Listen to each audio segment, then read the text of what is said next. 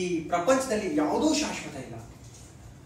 Watt, service tax, CST ಇದ್ಯಾವುದೂ ಶಾಶ್ವತ ಅಲ್ಲ.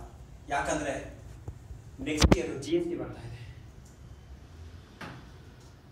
ಇವತ್ತು ಎಲ್ಲರ ಲೈಫಲ್ಲಿ ಏನಾದರೂ ಒಂದು ಅಚೀವ್ ಮಾಡ್ಕೊಂಡು ಮುಂದೆ ಹೋಗ್ತಾನೆ ಇರ್ತಾರೆ. ಆದರೆ ಪ್ರೊಫೆಷನಲ್ ಲೈಫಲ್ಲಿ ಅಚೀವ್ ಮಾಡ್ತಾ ಇರ್ತಾರೆ, ಆದರೆ ಪರ್ಸನಲ್ ಲೈಫಲ್ಲಿ ಝೀರೋ ಆಗಿರ್ತಾರೆ, ಏನೂ ಅಚೀವ್ ಮಾಡಿರಲ್ಲ. ಇವತ್ತು ಬೆಳಗ್ಗೆ ನಮ್ಮ ಸ್ಟುಡಿಯೋದಲ್ಲಿ ಒಂದು ಪ್ರೋಗ್ರಾಮ್ ಶೂಟ್ ಮಾಡಿದ್ವಿ. ಈ ಪ್ರೋಗ್ರಾಮ್ ಅಲ್ಲಿ ಒಬ್ಬ ಹುಡುಗ ಬಂದು ಅವನು ದುಃಖ ಹೇಳ್ಕೊಂಡ.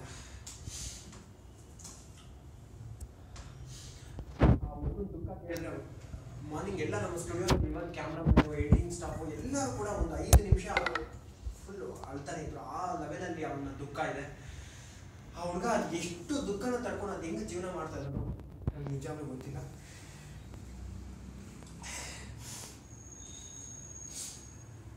ಆದರೆ ಪ್ರೋಗ್ರಾಮ್ ಮಾಡಬೇಕು ಅನ್ನೋ ಒಂದೇ ಒಂದು ಇಂಟೆನ್ಷನ್ ಇಂದ ಇವತ್ತು ನಾನು ಈ ಸ್ಟುಡಿಯೋಗೆ ಬಂದು ಪ್ರೋಗ್ರಾಮ್ ನಡೆಸ್ಕೊಡ್ತಾ ಇದ್ದೀನಿ. ಇದೆಲ್ಲದಕ್ಕಿಂತ ಇನ್ನೊಂದು ಶಾಕಿಂಗ್ ನ್ಯೂಸ್ ಇದೆ. ಏನು ಅಂತಂದರೆ, ಮಾರ್ನಿಂಗು ನಮ್ಮ ಸ್ಟುಡಿಯೋಗೆ ಬಂದು ಈ ಪ್ರೋಗ್ರಾಮ್ ನೋಡೋಕ್ಕೆ ಅಂತ ಬಂದವರು ಇವಾಗಲೂ ಕೂಡ ಎದ್ದೋಗಿಲ್ಲ. ಬೆಳಿಗ್ಗೆ ನಾಷ್ಟಾ ಕೊಟ್ವಿ, ಮಧ್ಯಾಹ್ನ ಊಟ ಕೊಟ್ವಿ, ಸಾಯಂಕಾಲ ಹಾಳಾಗೋಗ್ಲಿ ಅಂತ ಸ್ನ್ಯಾಕ್ಸ್ ಕೂಡ ಕೊಟ್ವಿ, ಆದರೂ ಹೋಗಿಲ್ಲ. ಸರ್ ಏನಾಯ್ತು? ಅಳ್ತಾ ಇದ್ದೀರಾ ಮುಗಿಸಿಂತ ಇದ್ದೀರಾ? ಏನ್ ಸರ್, ಎಂತ ಜೀವನ ಕತೆ ಸರ್ ಅವ್ರದ್ದು.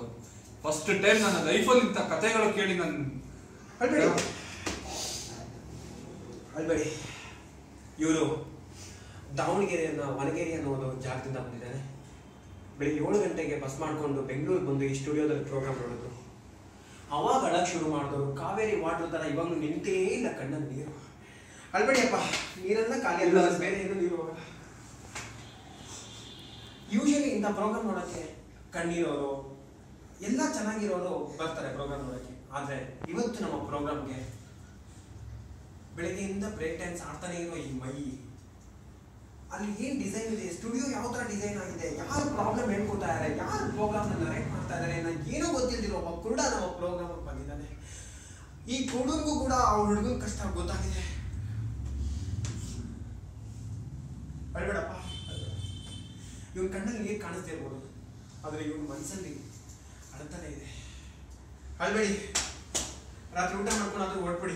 ತುಂಬಾ ಅಳ್ಬೇಡಿ. ಖಂಡಿತ ಸರ್, ಖಂಡಿತ. ಈ ಪ್ರೋಗ್ರಾಮ್ ಆ ಹುಡುಗನ ದುಃಖ ಕೇಳಿದ್ಮೇಲೆ ನಾನು ಬೆಳಗ್ಗೆಯಿಂದ ಊಟನೇ ಸೇರಿಲ್ಲ. ಯಾಕೆ ಅಂದ್ರೆ ಬೆಳಗ್ಗೆನೆ ನಾಷ್ಟ ಸರಿಯಾಗಿ ಮಾಡ್ಬಿಟ್ಟಿದ್ದೆ. ಓಕೆ, ಈಗ ತುಂಬ ಹೊತ್ತು ವೆಯ್ಟ್ ಮಾಡೋಕ್ಕಾಗಲ್ಲ. ಆಡಿಯನ್ಸ್ ವೆಯ್ಟ್ ಮಾಡ್ತಾ ಇದ್ದೀರಾ. ಈ ಜೀವನದಲ್ಲಿ ಇಷ್ಟೊಂದು ಕಷ್ಟ ಪಟ್ಟಿರೋನು ಯಾರು? ಎಲ್ಲರೂ ಜೀವನದಲ್ಲಿ ವಿಧಿ ಆಟ ಆಡತ್ತೆ, ಆದರೆ ಇವನು ಜೀವನನೇ ವಿಧಿ ಆಗ್ಬಿಟ್ಟಿದೆ. ಎಲ್ಲರೂ ಜೀವನದಲ್ಲಿ ವಿಧಿ ಲಗೋರಿ ಆಟ ಆಡಿದ್ರೆ, ಇವನ್ ಜೀವನದಲ್ಲಿ ವಿಧಿ ಫುಟ್ಬಾಲ್ ಆಟ ಆಡಿದೆ. ಬೇಡ ಸರ್, ಈ KTG ಯಾರಿಗೂ ಬೇಡ ಸರ್. KTG ಅಂದ್ರೆ ಏನಪ್ಪ ಸರ್? ಬೇಡ ಸರ್, ಕೇಳಬೇಡಿ ಸರ್, ಅದನ್ನ ಊಹಿಸ್ಕೊಳಕ್ಕೂ ಆಗಲ್ಲ ಸರ್. ಈ ವ್ಯಾಟು ಬೇಡ, ಈ CST ಬೇಡ, ಎಲ್ಲ ಹೋಯ್ತು. ಅಳ್ಬೇಡಿಯಪ್ಪ.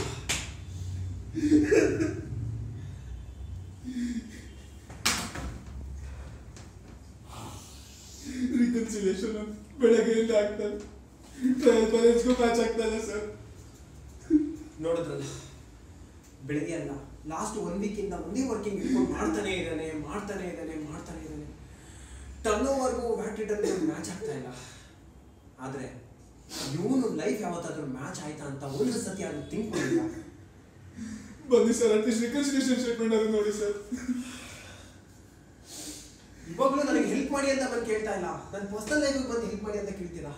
ಯಾರೋ ಬ್ಯಾಟ್ ಕಡದೆ ಇರೋ ಕ್ಲೈಂಟ್ ಒಂದು ರಿಕನ್ಸಿಲೇಷನ್ ಮಾಡೋಣ ಅಂತ ಕೇಳ್ತಾರೆ. ನೋಡಿದ್ರಲ್ಲ, ಊಟ ಮಾಡ್ದಿರಾ ಎಷ್ಟು ಸಣ್ಣ ಆಗ್ಬಿಟ್ಟಿದೆ. ಬೇಡ, ಈ ವ್ಯಾಟು ಬೇಡ, CST ಬೇಡ. ಆಯ್ತಪ್ಪ, ನೆಕ್ಸ್ಟ್ ಇಯರ್ ಎಲ್ಲ GST ಬಂದ್ಮೇಲೆ ಹೋಗ್ಬಿಡುತ್ತೆ. ಇನ್ನು ಆಸೆ ಬಂದಿರುತ್ತೆ. ಇವನು ದುಃಖ ಕೇಳೋದಕ್ಕೆ ಈ ಒಂದು ಎಪಿಸೋಡ್ ಅಲ್ಲ, ಈ ಮಂತ್ ಆಗೋ ಎಲ್ಲ ಎಪಿಸೋಡು ಬೇಕಾಗತ್ತೆ. ಈ ಒಂದು ಬ್ರೇಕ್ ತಗೊಂಡು ಮತ್ತೆ ಈ ಪ್ರೋಗ್ರಾಮ್ ಮುಂದುವರಿಸ್ತೀವಿ. ಅಲ್ಲಿ ತನಕ ಅಳ್ತಾ ಇರಿ.